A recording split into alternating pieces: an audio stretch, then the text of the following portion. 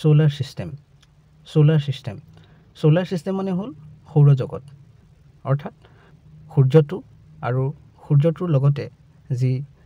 আমাৰ 8টা গ্ৰহ আছে আৰু 8টা গ্ৰহৰ যিবিলাক উপগ্ৰহ আছে যেনেকৈ আমাৰ পৃথিৱীৰে এটা উপগ্ৰহ আছে চন্দ্ৰ তেনেকৈ এই সকলোবিলাক মিলাই পেলাই কি হৈছে এটা সৌৰজগত হৈছে তাকে আমি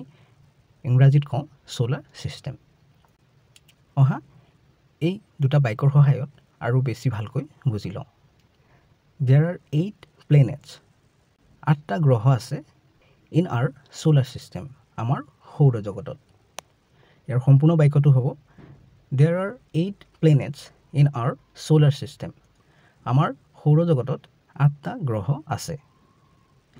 the sun is the center সূৰ্য হৈছে কেন্দ্ৰ বা সূৰ্যটো মাজভাগত থাকে of the solar system সৌৰজগতৰ ইয়াৰ সম্পূৰ্ণ বাক্যটো হ'ব the sun is the center of the solar system সূৰ্য হৈছে সৌৰজগতৰ কেন্দ্ৰ